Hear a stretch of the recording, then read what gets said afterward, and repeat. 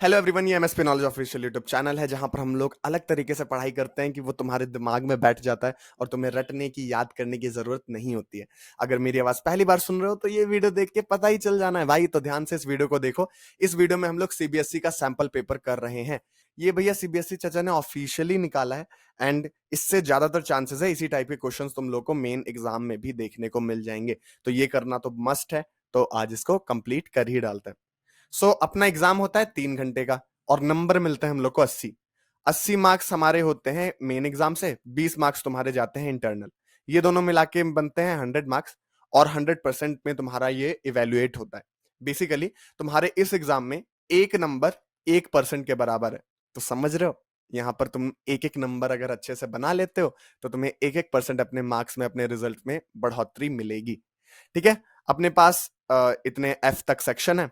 Total 6 section है हम लोगों के पास। सेक्शन ए में तुम्हें 1 to 20 क्वेश्चन एमसीक्यू के फॉर्म में आएंगे और 1 नंबर मिलेगा करने का। इसके बाद सेक्शन बी में 21 to 24 very short answer type question है। फिर इसके बाद तुम्हारे short answer question type, long answer question type, और फिर ये वाला क्वेश्चन जो तुम्हें लगता है कि यार कैसा दे दिया है, ना ये इंग्लिश का पैसेज बन पाया ना सोशल साइंस का सिलेबस बन पाया। इसमें पैसेज भी दिया जाता है, उससे रिलेटेड क्वेश्चन भी नहीं आते। तो इनको भी सॉल्व करने की ट्रिक्स और टिप्स हम लोग देख रहे होंगे इसी वीडियो में। तो आगे हम लोग बढ़ते हैं। इसके बाद हम लोग को मैप भी पता चल जाएगा, मैप भी हम लोग देख लेंगे, उसको भी सॉल्व करने की ट्रिक्स क्या है, उसको याद कैसे करना है, ये सब तुमको इस वीडियो में पता चल रहा होगा। तो बस ध्यान से इस वीडियो को देखते रहो। सेक्शन ए स्टार्ट करते हैं। सेक्शन ए में पहला क्वेश्चन है हम लोग का, identify the correct option that describes the act given below. मतलब हम लोग को यहाँ पर 3 चीजें दी गई हैं, 3 कैरेक्टरिस्टिक्स दी गई हैं, 3 बातें दी गई हैं। हम लोगों को उनको पढ़ के बताना है कि इन चारों में से कौन सा एक्ट के बारे में बात चल रही है भाई। तो चलो पढ़ के देखते हैं। The act was passed by the imperial legislative council. Imperial legislative council ने इसे पास किया था। It gave power to the government to repress political activities. भाई ये तो सब में कॉमन है, सारे एक्ट जो बने थे इससे यही होता था कि पॉलिटिकल एक्टिविटीज जो इंडिया वाले कर रहे थे उन्हें दबाने की कोशिश की जाती थी। चलो आगे पढ़ते हैं। It empowered the government to detain political prisoners without trial. मतलब कि बिना ट्रायल, बिना कोर्ट में पेशी के उन्हें जबरन कैद कर लिया जाता था, उन्हें जेल में डाल दिया जाता था इस एक्ट के आने के बाद से। तो ये कौन सा एक्ट है, कौन सा एक्ट है, बताओ बताओ बताओ। तुम सैंपल पेपर दे रहे हो, मैं थोड़ी ना एग्जाम देने जाऊंगा, बताओ। इसका राइट आंसर है Rowlatt act, option number A. तो रॉलेट एक्ट में क्या था? बेसिकली इसमें था कि 2 साल तक तुम्हें बिना कोर्ट में पेशी के बंद करके रखा जा सकता है जेल में। नॉर्मली क्या होता है कि अगर तुम जेल में गए तो तुम्हें 24 घंटे के अंदर कोर्ट में करना पड़ता है। अभी के टाइम पे कोर्ट में हाजिर करना पड़ता है, जिससे कि कोर्ट जस्टिस के आधार पे तुम्हारा फैसला करे कि तुमने सही किया है कि गलत किया है।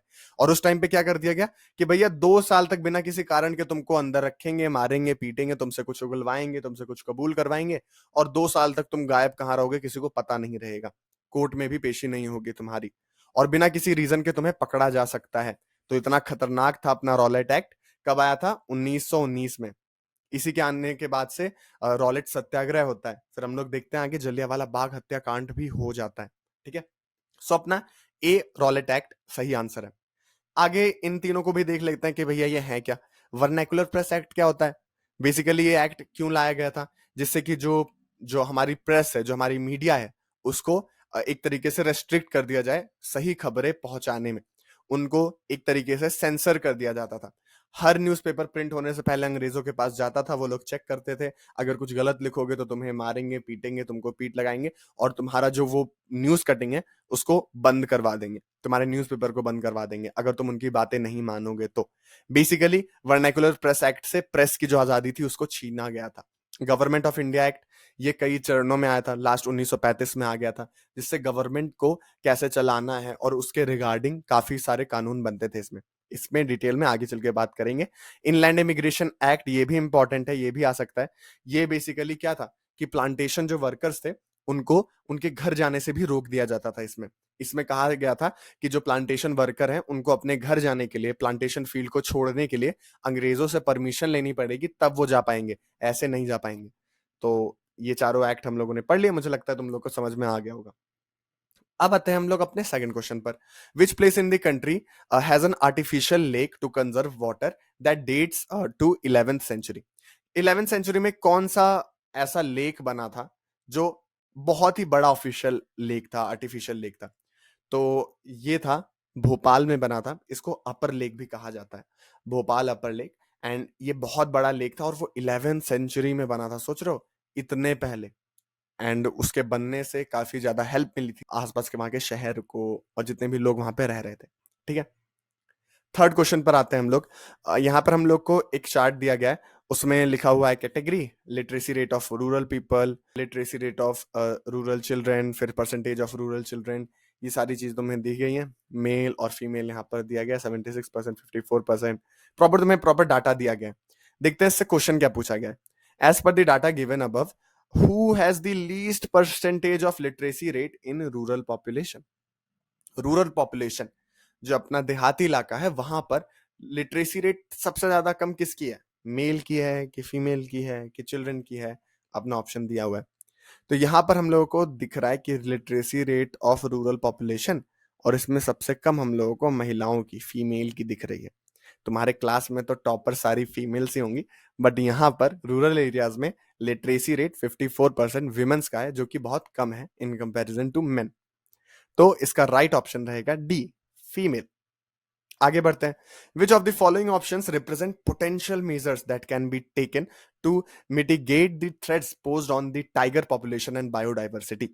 सो हम लोग को ये बताना है कि बताओ ऐसे कौन कौन सी चीजें हैं, ऐसे कौन कौन से स्टेप्स हैं जो हम लोग ले सकते हैं, जिससे कि जो हमारे शेर हैं, जो हमारे टाइगर्स हैं, बाघ अगर हम लोग कहें तो, जो हमारे टाइगर्स हैं वो कैसे प्रोटेक्ट रह सकते हैं, प्रोटेक्टेड रह सकते हैं, उनको हम लोग कैसे प्रोटेक्ट कर सकते हैं उनकी पॉपुलेशन को कम होने से। तो पहला है banning hunting, giving legal protection to their habitats, habitats मतलब क्या होता है, जहां पे वो रहते हैं आसपास surrounding, and restricting trade in wild life. तो ये हम लोग को सही लग रहा है। ठीक है, सोचो सोचो, तुम भी सोचो, एमसीक्यू है तो तुम भी अपना दिमाग चलाओ कि क्या ऑप्शन होगा। Prohibiting the visit of public into forest area, ये हो सकता है क्या। Establishing wild life sanctuaries and national parks, ये हो सकता है क्या। Converting forest into reserved and protected forest, ये हो सकता है क्या। देखो अगर हम लोग इसको देखें ना, तो सारे पॉइंट सही हैं, बट ये वाला थोड़ा सा हिला हुआ पॉइंट है। हम लोग लोगों को जाने से नहीं रोक सकते। जो फॉरेस्ट हैं वो बहुत बड़े हैं, हर इंडिया में तुम लोग देखोगे कुछ कुछ जगहों पे इतने बड़े फॉरेस्ट हैं कि उनके बीच से सड़कें ले जानी पड़ती हैं, तभी जाकर तुम एक तरफ से दूसरी तरफ जा पाओगे। तो ऐसे में हम लोग पब्लिक को पूरा रेस्ट्रिक्ट नहीं कर सकते हैं फॉरेस्ट में जाने से। हाँ, हम लोग उन्हें प्रोटेक्शन दे सकते हैं, हम लोग वहां पर बैरिकेटिंग कर सकते हैं, लीगल प्रोटेक्शन दे सकते हैं कि पोचिंग, हंटिंग वगैरह ना हो। बट हम लोग पब्लिक को पूरा प्रोहिबिट नहीं कर सकते, रेस्ट्रिक्ट नहीं कर सकते जंगलों में जाने से। ठीक है, तो यहां पर हम लोगों का 1, 3 और 4 पॉइंट सही है, मतलब कि statement 1, 3 and 4 are correct, option D is correct. ठीक है, अगर लोगों को रोकोगे तो कितने सारी ट्राइबल जनजातियां हैं उन पे भी तो इफेक्ट पड़ेगा, तो तुम्हारा पूरा ये जो सिस्टम है वो हिल जाएगा अगर तुम लोगों को जंगल में जाने से रोकोगे तो। ग्रेट, अब आते हैं अपने नेक्स्ट क्वेश्चन पर। When many countries of Europe came together to form the European Union, कहाँ गए थे भाई उनका हेडक्वार्टर बनाने। तो क्या होगा इसका आंसर, ब्रुसेल्स। ब्रुसेल्स में यूरोपियन यूनियन का हेडक्वार्टर उसे शुरू में रखा गया था, एंड वहां पर ही तुम्हारी मीटिंग्स वगैरह हुई थी यूरोपियन यूनियन की। Great, which of the following statement accurately distinguishes between majoritarianism and power sharing. Majoritarianism क्या होता है भैया, पहली बात तो इसको प्रोनाउंस कर लेना, वरना क्लास में पढ़ रहे होगे तो इस इज्जत का कचड़ा हो जाएगा, क्योंकि शुरू में तो प्रोनाउंस ही नहीं हो पाता। ठीक है, मेजोरिटेरियन, यही यही सब आजने लगता है। ठीक है, एक बार अच्छे से, मेजोरिटेरियनिज्म। ठीक है, अब पावर शेयरिंग का है क्या है, इसके ऊपर चैप्टर है तो ये तो पता ही होना चाहिए। देखते हैं राइट ऑप्शन कौन सा होगा। Majoritarianism emphasises the dominance of majority community, मतलब मेजोरिटेरियनिज्म में जो डोमिनेंस है मेजोरिटी कम्युनिटी का, वो उस पर ये फोकस रहता है। While power sharing emphasises the sharing of power among different groups, मतलब कि जो पावर है वो अलग अलग ग्रुप में बांटने की पावर शेयरिंग कोशिश करता है। तो ये सही है क्या, तुमने सही लग रहा है क्या, सही लग रहा है क्या। ग्रेट, हम लोग को पहले बार ही अपना आंसर सही मिल गया, क्योंकि बाकी सब ये गलत है, क्योंकि इसमें दूसरे में लिखा है माइनॉरिटी ग्रुप में power sharing emphasises on exclusion of minority group, ये नहीं होगा। Majoritarianism emphasises the importance of accommodating minority interest, ये भी नहीं होगा भाई, वो तो मेजोरिटी की बातें करते हैं। Majoritarianism emphasises the need of peaceful resolution of conflict, ये भी नहीं होगा भाई, श्रीलंका में तुम पीसफुल तुम रेजोल्यूशन लाए थे।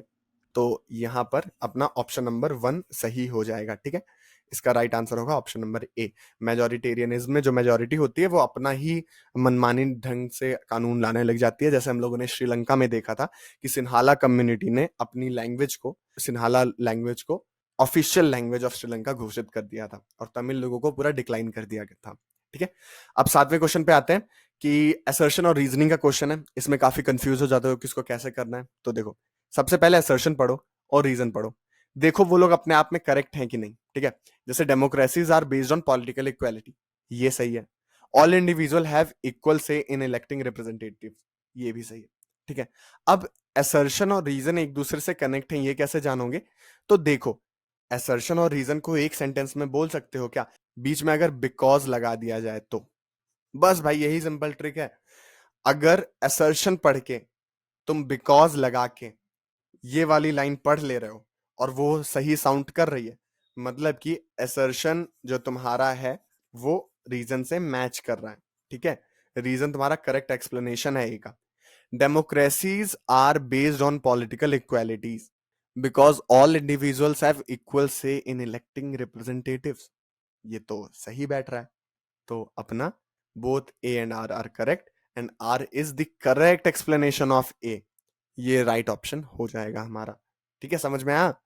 नहीं समझ में आया? धीरे धीरे समझ में आएगा, मैं क्यों बैठा हूं।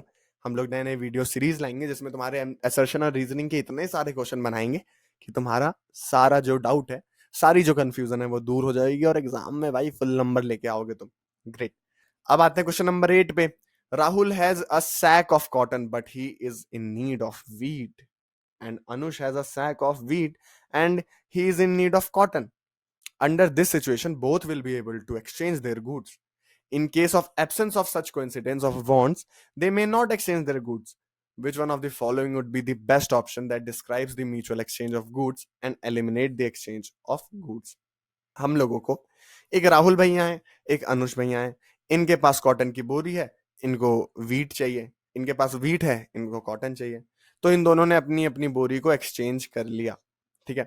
तो क्वेश्चन हमसे ये पूछ रहा है कि बताओ इस कोइंसिडेंस को क्या कहते हैं, और जब ये कोइंसिडेंस नहीं होता है तो इसको सॉल्व करने के लिए हम लोग क्या इस्तेमाल करते हैं। अपने ऑप्शंस पढ़ लेते हैं। Double coincidence of want, exchange commodity for commodity, नहीं नहीं नहीं नहीं, डबल कोइंसिडेंस ऑफ वांट कहा जाता है, और money. Double coincidence of want क्या होता है? जिसमें एक दूसरे को एक दूसरे का सामान चाहिए होता है, जो कि यहाँ पर अनुष के साथ हो रहा है, अनुष और राहुल के साथ में। और अगर हम लोग डबल कोइंसिडेंस ऑफ वांट को हटाते हैं, इस बार्टर सिस्टम को हटाते हैं, तो मनी हम लोग के पास अल्टरनेटिव ऑप्शन आ जाता है, और यही हमसे पूछा था। अब आते हैं अपने नेक्स्ट क्वेश्चन में। You are a citizen of a country that has a democratic form of government. तुम ऐसे देश के निवासी हो जहां पे डेमोक्रेसी है।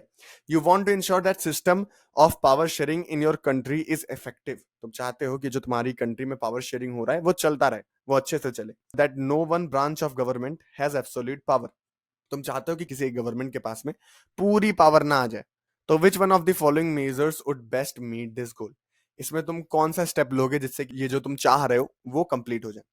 All power is concentrated in the hands of the legislature only, ये तो एकदम गलत है। Power is divided in between central government and the states और provinces with each level having its own sphere of influence. Influence, आगे बढ़ते हैं। Power is separated among legislative, executive and judicial branches with each branch having its own responsibilities and powers, ये कुछ सही लग रहा है। Power is shared among different levels of government, such as national, regional, and local governments, with each level having some degree of autonomy. यहाँ पर ना हम लोग डेमोक्रेसी में पावर्स नहीं बांटते हैं। हम लोग डेमोक्रेसी में ये नहीं है कि तुम मनमर्जी से कोई भी काम कर लोगे। इसका जो मेन मोटो रहता है डेमोक्रेसी का, रिस्पॉन्सिबिलिटीज देना रहता है। यहाँ पर डेमोक्रेसी में एक तरीके से रिस्पॉन्सिबल बनाया जाता है, अकाउंटेबल बनाया जाता है। तो अपना सी ऑप्शन इसका राइट ऑप्शन रहेगा, क्योंकि हम लोग legislative, executive and judicial branches बनाते हैं, साथ साथ में हम लोग यहाँ पर उन्हें रिस्पॉन्सिबिलिटीज देते हैं, उन्हें पावर देते हैं, जिससे कि वो उस रिस्पॉन्सिबिलिटी को पूरा कर सके।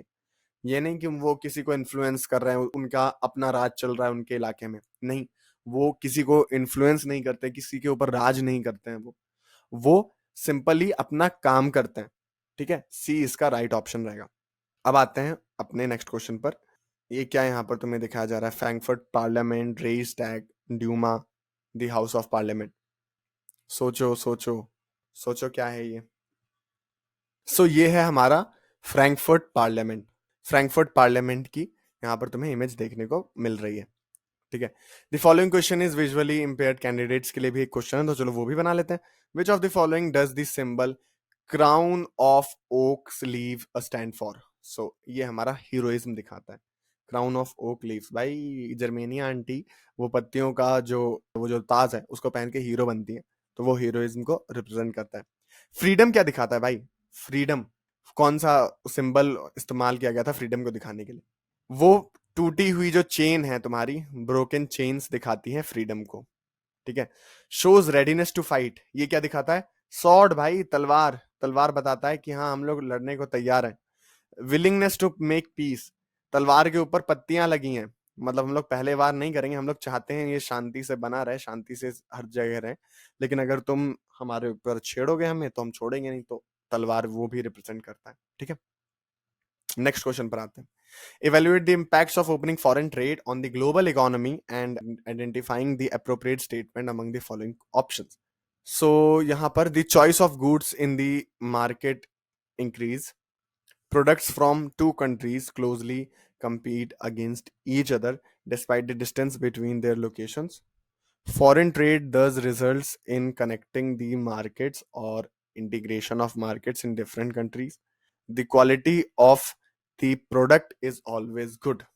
देखो ये तीनों ऑप्शन तो मैं मान सकता था, पर चौथा ऑप्शन मैं नहीं मांगूंगा, क्योंकि मैंने एक चाइनीज टॉर्च मंगाई थी आज से 4 साल पहले, और फिर जैसे ही मैंने उसको खोला वो 1 महीने तक चली, और फिर इसके बाद वो लुक लुक करके बंद हो गई। तो अब मैं उसे पार्टी लाइट की तरह इस्तेमाल कर सकता हूं, पर उससे रात में रास्ता नहीं देखा जा सकता है। तो सारे सामान तो सही नहीं होते हैं, इसी वजह से ये अपना फोर्थ पॉइंट हो जाएगा इसका रॉन्ग स्टेटमेंट। तो हम लोग देखते हैं ऑप्शंस में किसमें है कि ये फोर्थ चाइनीज टॉर्च वाला ऑप्शन नहीं है। Statement 1 2 are appropriate, 1 2 and 3 are appropriate, तो भैया बी ऑप्शन सही है। फोर्थ अप्रोप्रिएट नहीं है, इसमें तो लिखा ओनली फोर्थ अप्रोप्रिएट, तो ये तो बिल्कुल नहीं है। बी ऑप्शन अपना सही हो जाएगा, ठीक है। नेक्स्ट क्वेश्चन पे चलते हैं। Choose the correct option to complete the statement.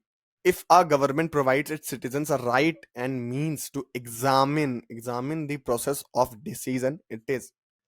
Examine किसको करते हो तुम? एग्जामिन किसको करते हो? जो तुम्हारे प्रति जवाबदेह होता है, जो तुम्हारे प्रति अकाउंटेबल होता है। तो आंसर होगा अनअकाउंटेबल गवर्नमेंट, ठीक है। अकाउंटेबल गवर्नमेंट इसका राइट ऑप्शन होगा। इसके बाद चलते हैं हम लोग नेक्स्ट क्वेश्चन पर। Arrange the following statement in sequential order based on the events that shape the non cooperation movement. ठीक है भैया, बता देंगे। General Dyer open fire on large crowd gathered in enclosed ground Jallianwala Bagh. Forced recruitment carried out by British government and the economic hardship faced by the people during the First World War.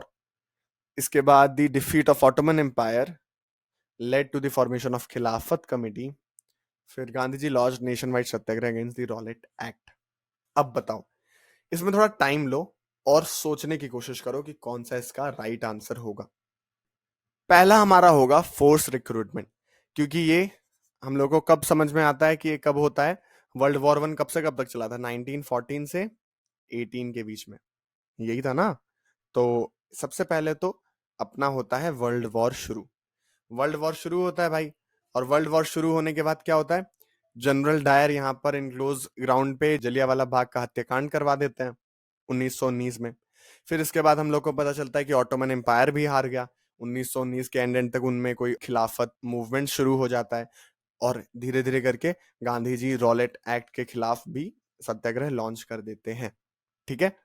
तो पहले अपना 2, फिर 1, फिर 3। एक second, Rowlatt act अपना पहले होता है, मतलब जलियांवाला बाग के जस्ट बाद ही तो अपना रॉलेट एक्ट 1919 में ही होता है ना।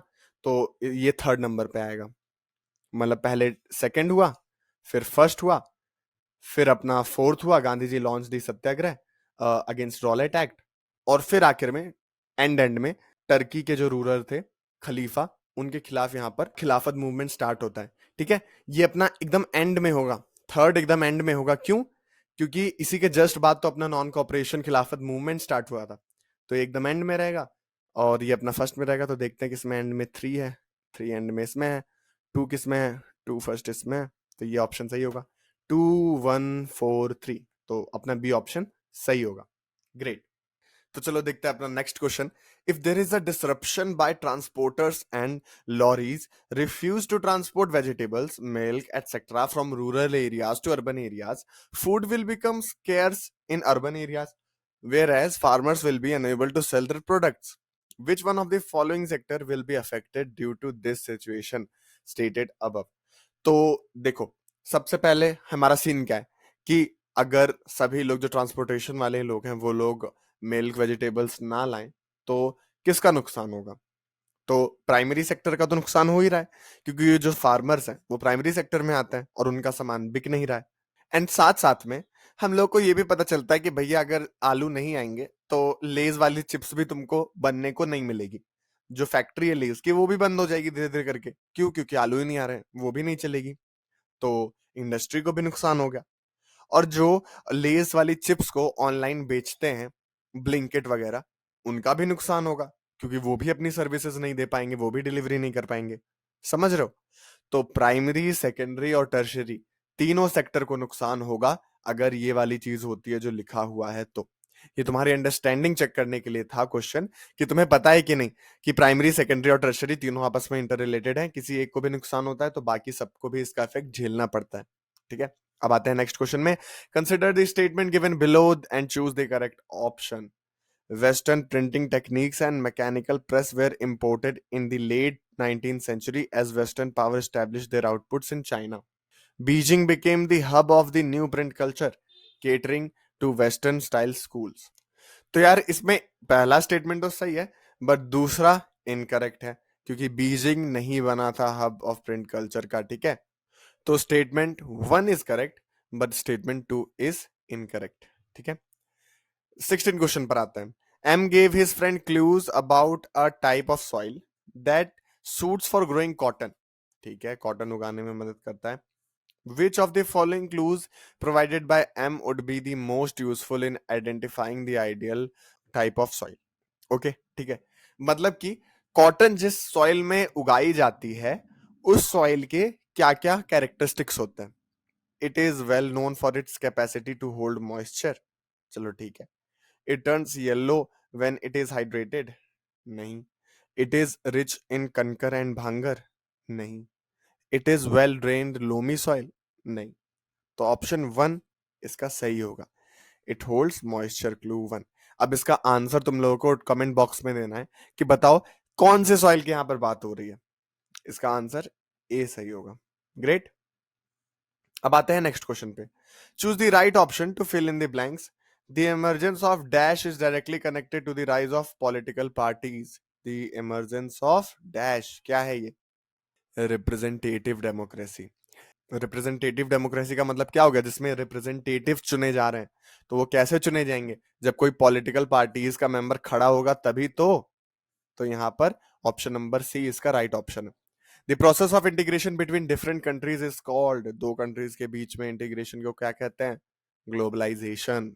Next question, which among the following is correct keeping the requirement of formation of government in view? It is possible for independent candidate to form a government. नहीं। Government formation is exclusively reserve for political parties. ये भी उतना सही नहीं है। The formation of government is limited to only elected political parties. Government can only be formed by political parties that are elected and hold a majority. ये तो सबसे सही है।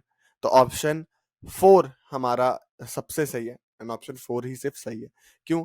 क्योंकि इसमें जो बाकी ऑप्शंस हैं वो नहीं सही बैठ रहे हैं। ठीक है, सरकार तभी बनेगी जब किसी भी पॉलिटिकल पार्टीज के पास, भले ही वो कैसी भी पॉलिटिकल पार्टी हो, जो इलेक्ट हुई हैं उनके पास जब मेजोरिटी आएगी तभी सरकार बनती है। तो इसमें ऑप्शन डी ही इसका राइट आंसर होगा। सिर्फ चौथा पॉइंट ही सही है।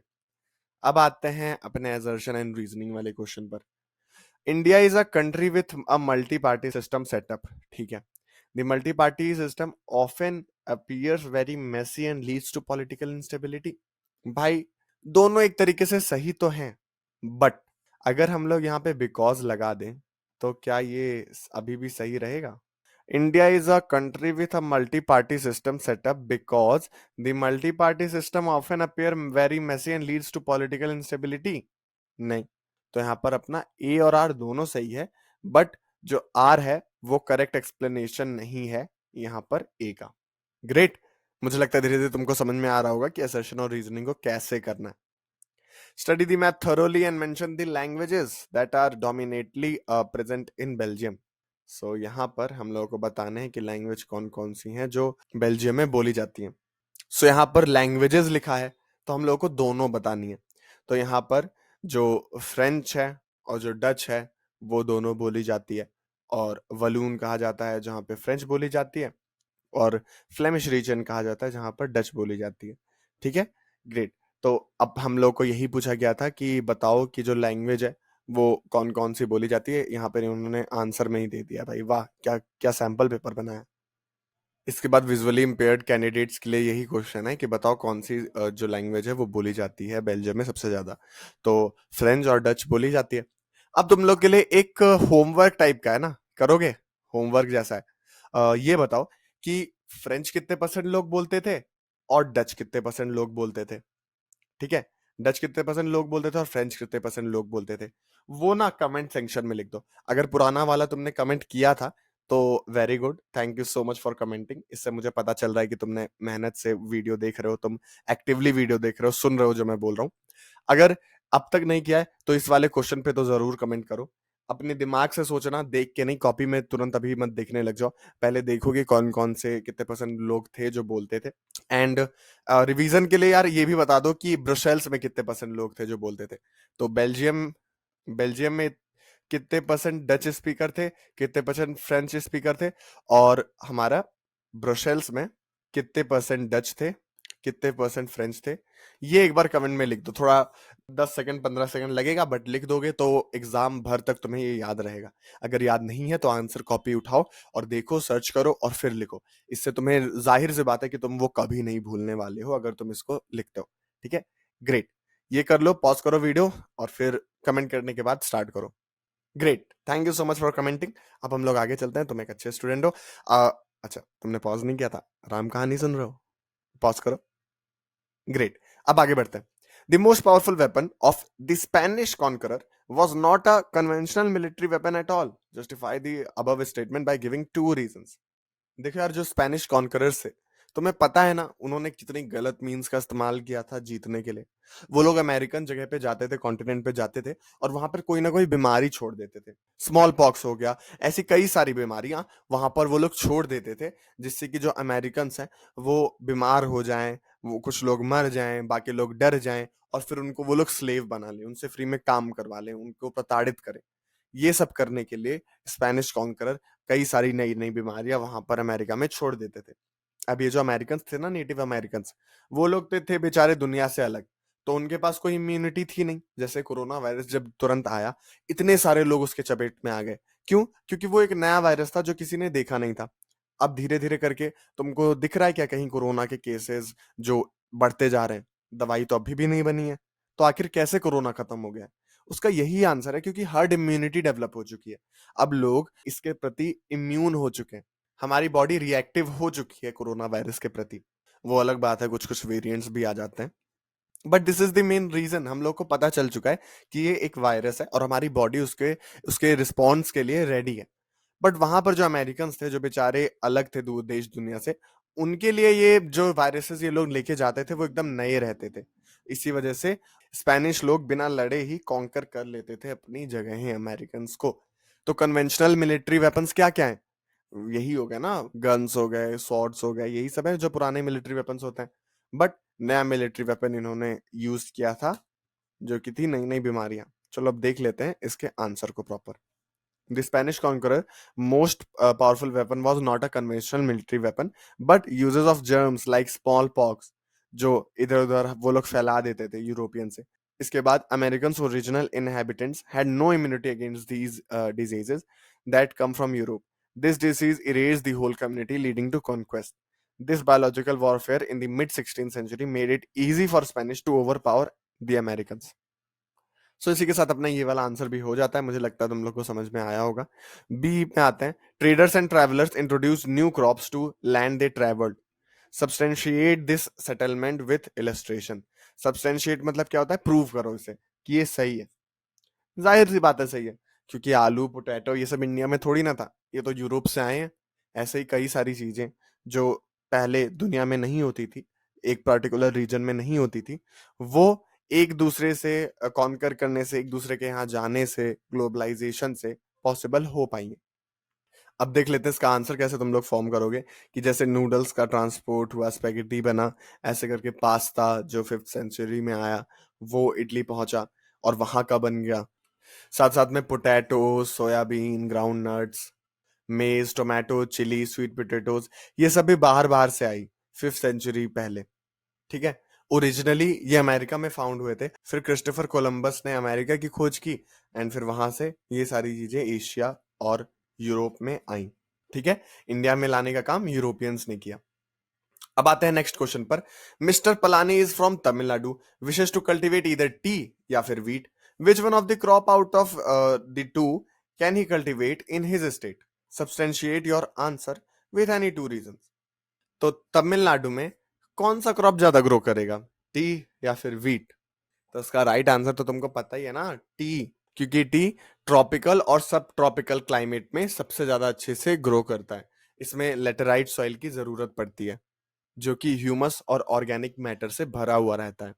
एंड तुम्हें पता है ना, ट्रॉपिकल इलाके में साल भर बारिश होती रहती है, थोड़ी बहुत कर करके। जो शार्स होते हैं वो जरूरी रहते हैं टी लीव्स को ग्रो करने के लिए। तो तमिलनाडु में टी की खेती करना राइट ऑप्शन रहेगा मिस्टर पलानी जी के लिए। तो आंसर को तुम लोग ऐसे फॉर्म करोगे। 24 क्वेश्चन पर आते हैं। Mention any two reasons to state that India is a federal country. India federal country क्यों है भैया? तो देखो, दो रीजंस मांगे थे, यहां पर तुम तीन रीजंस दे सकते हो। पहला, डिवीजन ऑफ पावर। इंडिया में डिवीजन ऑफ पावर है, यहाँ पर जो पावर है वो किसी एक के पास में नहीं है। यहाँ पर है अपने पास स्टेट गवर्नमेंट्स, यूनियन गवर्नमेंट, हम लोग को नीचे नीचे लोकल गवर्नमेंट्स भी देखने को मिल जाती हैं। इन सबके काम डिवाइडेड है, concurrent list, state list, union list में। सो यहाँ पर सबकी रिस्पॉन्सिबिलिटीज, सबके पावर्स डिवाइडेड है। इसी वजह से यहाँ पर फेडरलिज्म है, ये हम लोग कह सकते हैं। यहाँ पर इंडिपेंडेंट जुडिशरी है, जो कि अगर दो लोग, दो गवर्नमेंट आपस में झगड़ा करने लग जाए तो उनको सॉल्व करवाने का काम करवाती है, जो कॉन्स्टिट्यूशन के बेसिस पे चलती है। यहाँ पे रिप्रेजेंटेशन ऑफ स्टेट्स है। देखो, यहाँ पर हमारे पार्लियामेंट में दो हाउसेज है ना, लोकसभा एंड राज्यसभा।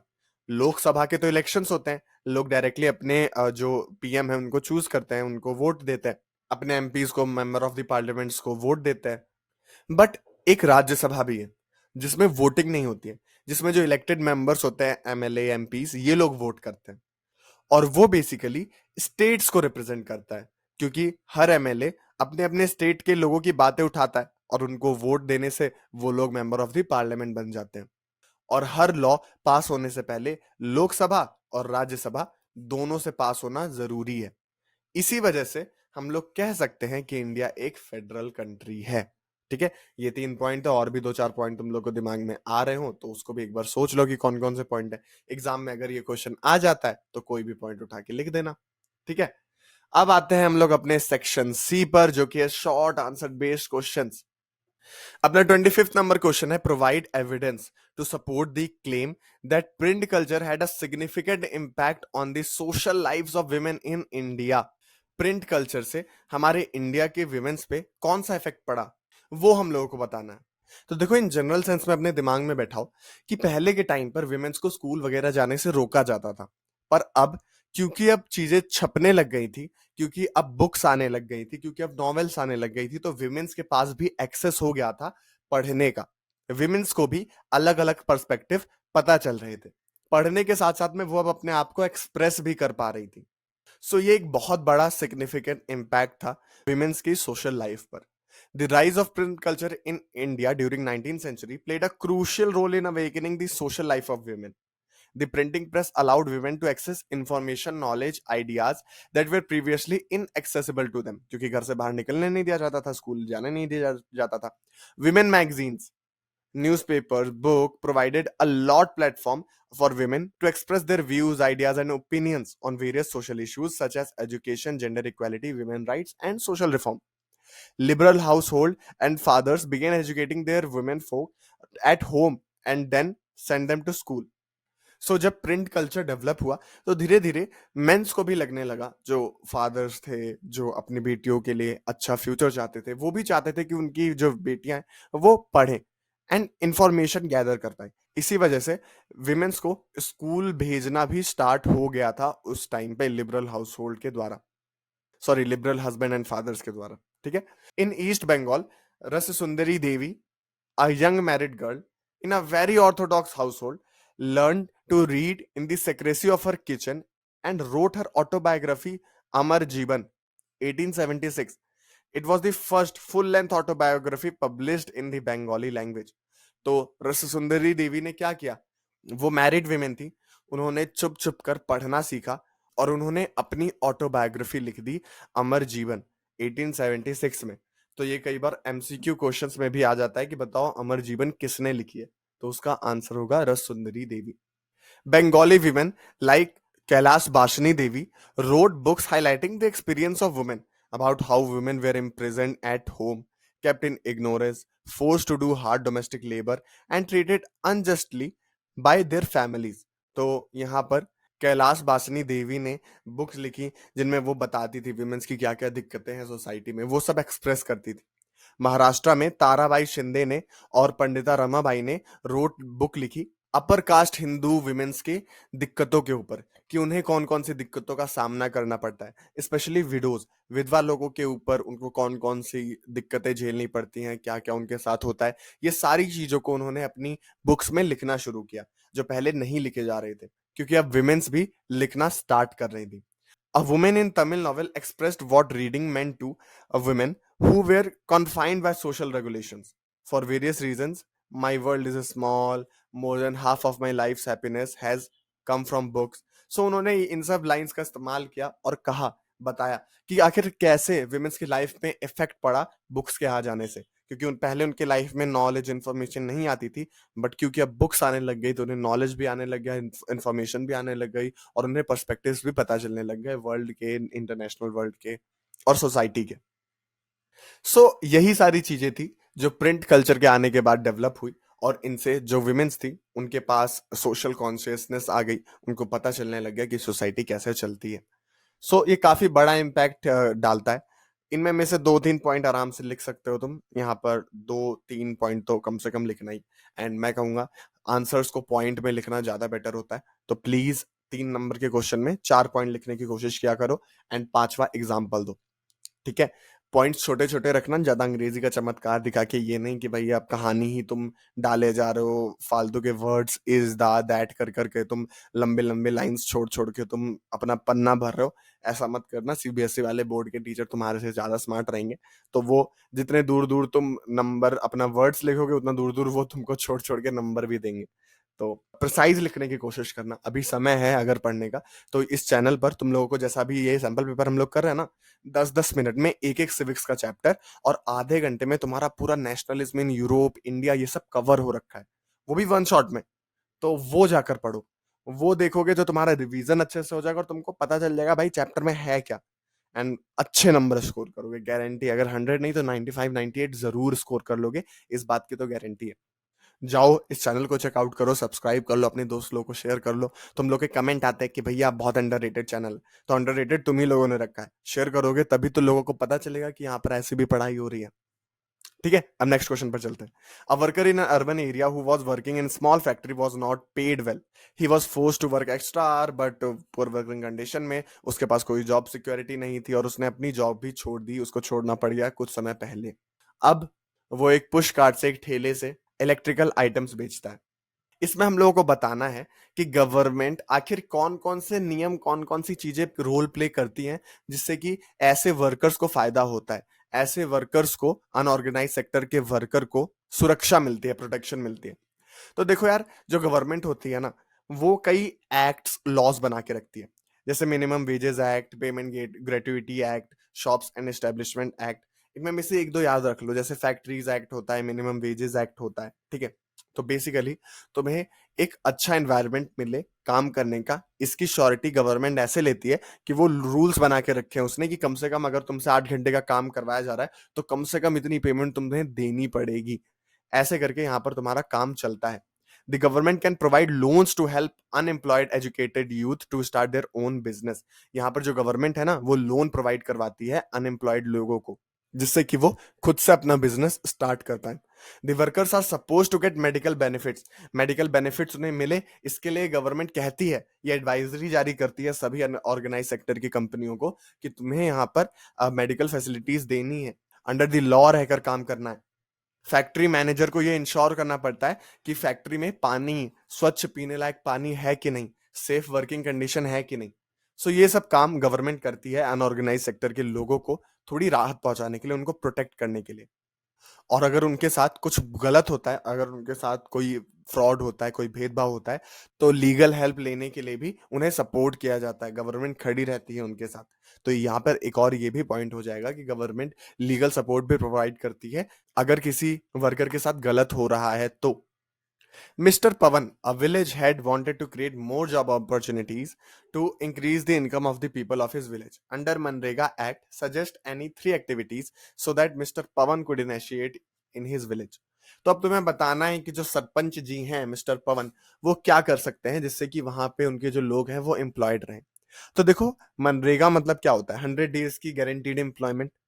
अब जो गांव के सरपंच होते हैं ना, उन्हें ये कहा जाता है कि आपके गांव में जिन चीजों की जरूरत है, मान लो अगर नहर बनवाना है, या फिर सड़कें खराब हैं, या फिर जो भी आपके इलेक्ट्रिसिटी के खंभे उखड़े हुए हैं, वो सब अगर लगवाना है, तो गवर्नमेंट कहती है कि हमें बताओ, हम जो 100 डेज का एम्प्लॉयमेंट दे रहे हैं मनरेगा के थ्रू, हम वो 100 डेज का काम इन सब चीजों में करवा लेंगे। सड़कें बनवा लेंगे मजदूरों से, खंभे लगवा लेंगे, साफ सफाई करवा लेंगे, नहरें नाले बनवा लेंगे। तो बेसिकली जो सरपंच रहते हैं, उन्हें ये बताना रहता है गवर्नमेंट को कि वो कौन कौन से काम अपने गांव में करवा सकते हैं। तो पहला तो क्लीनिंग लेक एंड पॉन्ड, ये भी एक अच्छा ऑप्शन हो जाएगा, जिससे कि जैसे ही पानी, साफ पानी आएगा तो लोग इरिगेशन कर पाएंगे, पीने के पानी की कोई दिक्कत नहीं होगी, उनकी जो लाइफ है वो सुधरेगी।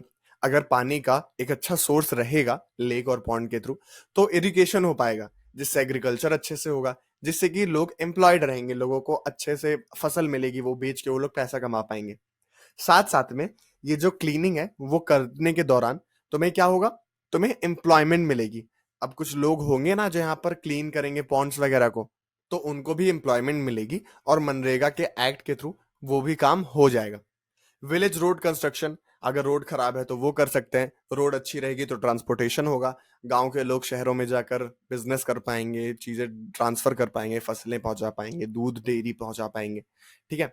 Cooperative milk society, small scale industry, small scale industries वगैरह डेवलप करवा सकते हैं जो गांव के सरपंच हैं। ये गवर्नमेंट से बात करके जो छोटे मोटे दूध लोग बेचते हैं उसको कलेक्टिवली बेच सकते हैं। इससे क्या होगा, लोगों को एम्प्लॉयमेंट मिलेगी, लोगों को अच्छा पैसा मिलेगा, एंड मनरेगा में ये जो ट्रांसपोर्टेशन वाला काम है वो कुछ लोग करेंगे तो वो उनको एम्प्लॉयमेंट मिल जाएगा। सो काफी काम इससे हो सकते हैं। तो मिस्टर पवन के लिए हम लोगों ने यहाँ पे 3 दे दिए। यहाँ पर एक और पॉइंट है जो कि है कंस्ट्रक्शन वर्क, जैसे स्कूल बनवाना है, कोई ग्राम पंचायत की बिल्डिंग वगैरह बनवानी है, तो यहाँ पर वो विलेज के हेड बनवा सकते हैं। इससे लोगों को अच्छी फैसिलिटीज मिलेगी और एम्प्लॉयमेंट भी जनरेट होगा। अब आता है नेक्स्ट क्वेश्चन पर। Agriculture gives boost to the industrial sector, justify the statement with any 3 relevant point. Agriculture जो है वो बूस्ट करता है इंडस्ट्रियल सेक्टर को, कैसे? देखो, सबसे पहली बात तो ये तुम्हारा एक स्टेटमेंट है कि एग्रीकल्चर और industry move hand in hand, उसका भी आंसर तुम लोग को अभी यहीं पर ही क्लियर हो जाएगा। देखो, एग्रीकल्चर जब उगता है, जब सामान उगाया जाता है, जब फसलें उगाई जाती हैं, तो वो प्रोसेस होने के लिए इंडस्ट्रीज में जाती हैं। जैसे शुगर केन से जो शुगर बनती है वो मिल्स में बनती है, एक फैक्ट्री में बनती है। तो एग्रीकल्चर का जो आउटपुट रहता है, जो फसलें रहती हैं, वो सब इंडस्ट्रीज के लिए एक तरीके से रॉ मटेरियल का काम करती हैं, इनपुट का काम करती हैं। तो जब एग्रीकल्चर ग्रो करेगा तो धीरे धीरे इंडस्ट्रीज भी ग्रो करेंगी। सो इसका, ये रॉ मटेरियल का मतलब यही हो गया।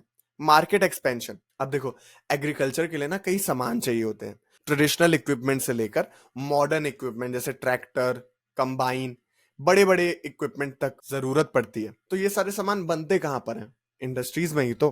अगर एक तुम्हें कुदाल भी चाहिए तो वो भी किसी इंडस्ट्री में बनी होगी।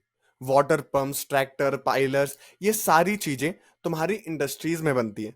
इससे इंडस्ट्रीज का जो मार्केट है वो बढ़ता है, वो लोग नए नए सामान बनाते हैं एग्रीकल्चर के लिए, और वो सामान खरीदे जाते हैं एग्रीकल्चर के लिए। तो बेसिकली एग्रीकल्चर बूस्ट ही तो कर रहा है इंडस्ट्रियल सेक्टर को इस पॉइंट से भी।